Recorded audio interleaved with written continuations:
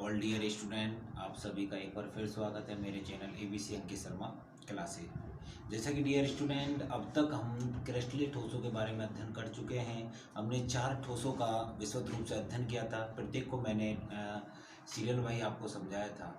जैसे कि मैंने आपको सभी को बताया था कि इसके बाद जो हम करेंगे हैं चारों ठोसों के तुलनात्मक अध्ययन, जहाँ से मोस्टली क्वेश्चन आपके आते हैं।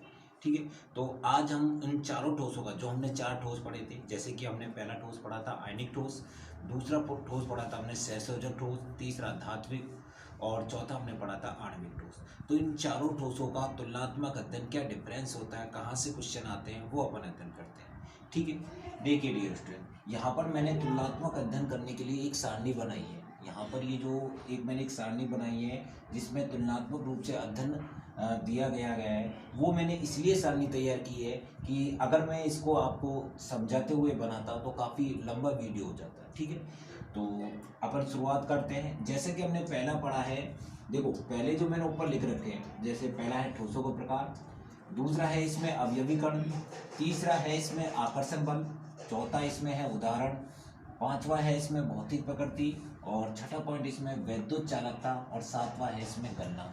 यानी इन पॉइंटों के आधार पर हम इन चारों ठोसों का विस्तृत रूप से तुलनात्मक अध्ययन करेंगे। देखिए, जैसे कि हम पहला पढ़ते हैं आयनिक ठोस। ठीक है, आयनिक ठोस में मैंने आपको क्या बताया था कि जो अवयवी कण होते हैं वो क्या होते हैं, आयन होते हैं।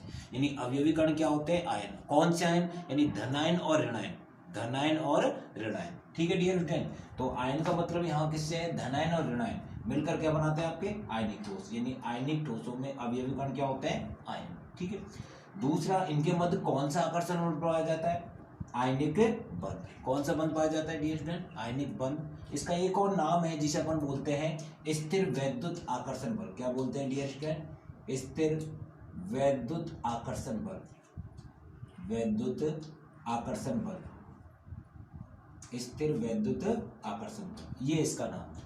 अब इसके एग्जाम्पल अगर अपन देखें तो जैसे कि NaCl है, MgO है, ZnS है, CaF2 है। तो आप इसके एग्जाम्पल देख रहे हो। ठीक है, जनरली मैंने आपको पहले भी बताया था कि आयनिक ठोस के एग्जाम्पल अपन कैसे पहचानेंगे कि इनमें आपको एक तो मेटल दिया होगा, मेटल का मतलब एक तो आपको धातु दी होगी और एक आपको अधातु। देखिए, Na क्या है, धातु, Cl क्या है, अधातु, Mg क्या है, धातु, ऑक्सीजन क्या है, अधातु।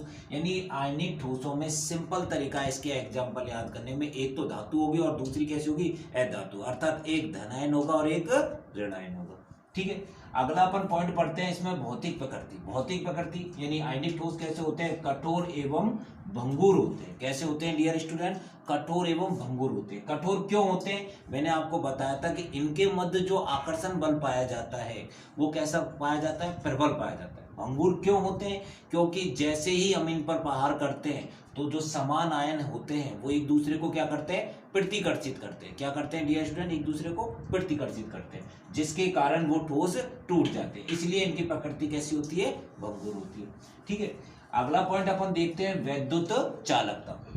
वैद्युत चालकता में आप देखते हो कि ठोस अवस्था में ये विद्युत के क्या होते हैं, कुछ चालक होते हैं। कैसे होते हैं, कुछ चालक। क्यों, क्योंकि उसमें मुक्त इलेक्ट्रॉन नहीं होंगे। अगर मुक्त इलेक्ट्रॉन नहीं होंगे तो वो गति नहीं करेंगे। इसलिए जो आयनिक ठोस जो है वो ठोस अवस्था में क्या होते हैं, कुछ चालक होते हैं। यदि अपन बात करें गलित अवस्था में विद्युत के सुचालक क्यों होते हैं आयनिक ठोस, क्योंकि इसमें जो इलेक्ट्रॉन जो होते हैं वो क्या करते हैं, गति करते हैं। और जब इलेक्ट्रॉन गति करेंगे तो आवेशों का क्या होगा, प्रवाह होगा। आवेशों के प्रवाह के कारण ये जो है गलित अवस्था में वो क्या होंगे, सुचालक होंगे। ठीक है, अगला पॉइंट अपन पढ़ते हैं आयनिक ठोसों में। तो आयनिक ठोस के गलनांक क्या होते हैं, अधिक होते हैं। क्यों होते हैं, इसका भी आंसर मैं आपको पहले बता चुका हूं पहले की वीडियो में कि इनमें प्रबल आकर्षण बल पाया जाता है, जिसके कारण इनके गलनांक क्या होते हैं, अधिक होते हैं। अब बात आती है यहां से क्वेश्चन क्या उठेगा आपको। देखो, क्वेश्चन आपसे ये पूछा जा सकता है कि आयनिक ठोस है, इसमें अवयवी कण का नाम बताइए। जैसे कि मैंने आपको बताया था इस चैप्टर में 1 नंबर क्वेश्चन आएगा और 2 नंबर का आएगा। तो आपसे पूछ लिया अवयवी कण कौन सा है तो आप बता दोगे आयन। कौन से आयन, धनायन और ऋणायन। यदि आपसे पूछ लिया कि आयनिक ठोस में कौन सा आकर्षण बल का नाम बताइए तो आप क्या बताओगे, आयनिक बल। कोई 2 एग्जाम्पल पूछ लिया, आपसे पूछ लिए NaCl MgO किस ठोस के उदाहरण है तो आप क्या बता दोगे, किस ठोस के उदाहरण है, आयनिक ठोस के। इनकी भौतिक प्रकृति कैसी होती है, कठोर एवं भंगुर होती है। ठीक है, ये इस तरह के आपके क्वेश्चन बनते हैं। ठीक है, चलते हैं अपन अगला अपना दूसरा अपना आता है सहसंयोजक ठोस। कौन सा आता है डियर स्टूडेंट, सहसंयोजक ठोस। इसमें जो अवयवी कण होते हैं वो क्या होते हैं, परमाणु होते हैं। क्या होते हैं डियर स्टूडेंट, परमाणु होते हैं। इनमें जो आकर्षण बल पाया जाता है वो कौन सा पाया जाता है, सहसंयोजक बल। कौन सा पाया जाता है डियर स्टूडेंट, सहसंयोजक बल। सहसंयोजक बल के बारे में मैंने बताया था, यानी जहां पर इलेक्ट्रॉनों की क्या होती है, साझेदारी होती है। जहां पर इलेक्ट्रॉनों की क्या होती है डियर स्टूडेंट, साझेदारी होती है, वहां पर जो बंध बनता है उसे अपन क्या बोलते हैं, सहसंयोजक बंध। अब जैसे कि फॉर एग्जांपल के लिए कौन कौन से उदाहरण, जैसे हीरा है, ग्रेफाइट है, SiO2 है यानी सिलिका है, क्वार्टज है, ये सब किसके उदाहरण है, सहसंयोजक ठोस के। ठीक है, बात करते हैं भौतिक प्रकृति। अब देखो भौतिक प्रकृति में जो हीरा जो होता है वो कैसा होता है, कठोर होता है। हीरा क्या होता है, कठोर होता है, क्योंकि इसमें जो सहसंयोजक जो बंध पाया जाता है वो प्रबल पाया जाता है। इसके कारण जो हीरा कैसा होता है, कठोर होता है।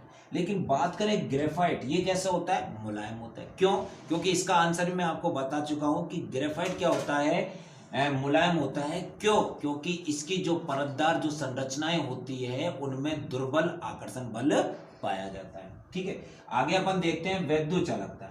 हीरा विद्युत का क्या होता है, कुचालक होता है डियर स्टूडेंट। हीरा क्या होता है, विद्युत का कुचालक होता है। क्यों, क्योंकि इसमें मुक्त इलेक्ट्रॉन नहीं पाए जाते, किसमें, हीरे में। लेकिन अपन बात करें ग्रेफाइट में, तो ग्रेफाइट में क्या पाए जाते हैं, मुक्त इलेक्ट्रॉन पाए जाते हैं, इसलिए ग्रेफाइट जो होता है वो विद्युत का सुचालक होता है। ठीक है, बात करें इसके गलनांक की, तो गलनांक क्या होता है इसका, अधिक होता है। क्यों, क्योंकि इनके मध्य प्रबल आकर्षण बल पाया जाता है। ठीक है, तो ये हमारा दूसरा हो गया, कौन सा, सहसंयोजक। तीसरा अपन पढ़ते हैं धात्विक बंध। तीसरा कौन सा पढ़ते हैं डियर स्टूडेंट, धात्विक बंध। आप देखते हो इसमें जो अवयवी कण है वो क्या है, धनायन। क्या है, धनायन। और क्या है, मुक्त इलेक्ट्रॉन। जब मैंने आपको धात्विक बंध पढ़ाया था तो उसमें मैंने आपको बताया था कि धातुएं क्या बनाती है, धनायन। तो इसमें अवयवी कण क्या हो गए, धातु धनायन। ठीक है, और इसके अलावा इसमें क्या होते हैं, मुक्त इलेक्ट्रॉन होते हैं। दूसरी बात, उनके मध्य कौन सा बंध पाया जाता है, धात्विक बंध पाया जाता है। कौन सा बंध पाया जाता है, धात्विक बंध पाया जाता है। कौन कौन सी धातु, जैसे कि कॉपर है, ठीक है, चांदी है, सोना है, आयरन। ठीक, इनमें मुख्य गुण क्या पाया जाता है, ये कठोर होती है। ठीक है, तन्य गुण पाया जाता है, आघात वर्धनता। मैंने आपको बताया था कि धातुओं को चोट मारकर हम बड़ी चादर के रूप में फैला सकते हैं, क्योंकि मैंने आपको बताया था आघात का मतलब चोट और वर्धनता का मतलब बढ़ाना, यानी ठोक पीट कर धातुओं को बढ़ाना। धातु का कौन सा गुण कहलाता है, आघात वर्धनता। ठीक है, बात करते हैं वैद्युत चालकता। तो धातुएं क्या होती है, विद्युत की सुचालक होती है। क्यों, क्योंकि धातुओं में मुक्त इलेक्ट्रॉन पाए जाते हैं। ठीक है, बात करते हैं गलनांक। इनका गलनांक भी क्या होता है, अधिक होता है। ठीक है डियर स्टूडेंट, अगर अपन पढ़ते हैं अपना लास्ट प्रकार है आणविक ठोस। कौन सा है, आणविक ठोस। देखो आणविक ठोस के बारे में मैंने आपको जनरली बताया था, जो आणविक ठोस होता है उसमें अवयवी कण क्या होते हैं, अणु। अर्थात ऐसे ठोस जिसमें जिनका निर्माण किससे होता है, अणुओं से होता है, उसे अपन क्या बोलते हैं, आणविक ठोस बोलते हैं। जनरली ये मैंने आपको 3 प्रकार के बताए थे। एक बताया था अध्रुवीय आणविक ठोस, नंबर 2 बताया था ध्रुवीय आणविक ठोस, और नंबर 3 बताया था हाइड्रोजन आबंधित आणविक ठोस। ठीक है, अब अपन देखो इसमें पहला देखते हैं अध्रुवीय आणविक ठोस। अध्रुवीय आणविक ठोस में जो अवयवी कण होंगे वो कौन से होंगे, अध्रुवीय अणु होंगे। अध्रुवीय अणु मैंने बताया, यानी समान परमाणु, जिनमें समान परमाणु होते हैं उन्हें अपन क्या बोलते हैं, अध्रुवीय अणु। जैसे कि H2 है, समान परमाणु है, Cl2 है, Cl कितने समान परमाणु है, I2 क्या है, समान परमाणु। तो ये सब क्या होंगे, अध्रुवीय अणु। ठीक है, इनमें बंध कौन सा पाया जाता है, वान डर वाल बल पाया जाता है। ठीक है, या इसे अपन क्या बोलते हैं, लंदन बल बोलते हैं, यानी वान डर वाल बल का ही एक प्रकार है लंदन बल। इसे परिक्षेपण बल भी बोला जाता है, इसे क्या बोला जाता है, प्रकीर्णन बल भी बोला जाता है। ठीक है, ये कैसे होते हैं, मुलायम होते हैं। मुलायम होते हैं, क्यों होते हैं, इसका रीजन मैंने आपको बता चुका हूं। क्योंकि इनमें ये जो वान डर वाल पाया जाता है ये कैसा होता है, वीक बॉन्ड होता है, यानी कमजोर बंध होता है। और कमजोर बंध के कारण ये जो अध्रुवीय आणविक ठोस है वो कैसे होते हैं, मुलायम होते हैं। और क्या होते हैं, ये विद्युत के कुचालक होते हैं। क्यों होते हैं, क्योंकि इनमें मुक्त इलेक्ट्रॉन नहीं पाए जाते। इनका जो गलनांक होता है वो क्या होता है, निम्न होता है। क्यों होता है, क्योंकि इनमें जो वांडरवाल बल पाया जाता है वो कैसा बंध है, दुर्बल बंध है, इसलिए इनका गलनांक क्या होता है, निम्न होता है। ठीक है, आगे अपन देखते हैं अपना आणविक ठोस का दूसरा प्रकार है ध्रुवीय आणविक ठोस। ठीक है, इसमें जो अवयवी कण होते हैं वो कैसे होते हैं, ध्रुवीय अणु। कैसे होते हैं, ध्रुवीय अणु। ध्रुवीय अणु को मैंने बताया था असमान परमाणु, जैसे HCl दो अलग अलग परमाणु हो गए, SO2 यानी ऑक्सीजन और सल्फर दो अलग अलग परमाणु हो गए, H2S यानी हाइड्रोजन और सल्फर दोनों अलग अलग परमाणु हो गए। तो ये कैसे है, अध्रुवीय ध्रुवीय अणु। ठीक है, कौन सा बंध पाया जाता है इनमें, द्विध्रुव आकर्षण बल पाया जाता है, द्विध्रुव आकर्षण बल पाया जाता है। इनकी भौतिक प्रकृति कैसी होती है, मुलायम, क्योंकि ये भी आकर्षण बल जो कैसा होता है, ये भी कैसा होता है, कमजोर होता है, इसलिए इन्हें भी इनकी जो प्रकृति होती है, भौतिक प्रकृति, वो कैसी होती है, मुलायम होती है। ये क्या होते हैं, विद्युत के कुचालक होते हैं। लेकिन ध्यान रखना, ध्रुवीय आणविक ठोस जो होते हैं वो ठोस अवस्था में विद्युत के कुचालक होते हैं, लेकिन यदि जलीय विलयन में बात करें अपन, या गलित अवस्था में बात करें, तो ये विद्युत के सुचालक होंगे, क्योंकि उस समय इसमें मुक्त इलेक्ट्रॉन के द्वारा आवेशों का क्या होगा, प्रभाव होगा। ठीक है, इनका गलनांक भी क्या होता है, निम्न होता है। ठीक है, लास्ट अपन प्रकार पढ़ते हैं हाइड्रोजन आबंधित आणविक ठोस। ठीक है, इसमें जो अवयवी कण होते हैं वो कैसे होते हैं, अधिक ध्रुवीय अणु। कैसे होते हैं डियर स्टूडेंट, अधिक ध्रुवीय अणु। अब वो कौन कौन से हो सकते हैं, जैसे कि HF, ठीक है, H2O और NH3। ठीक है, इनके मध्य कौन सा बंध पाया जाता है, हाइड्रोजन बंध। ठीक है, कौन सा बंध पाया जाता है, हाइड्रोजन बंध।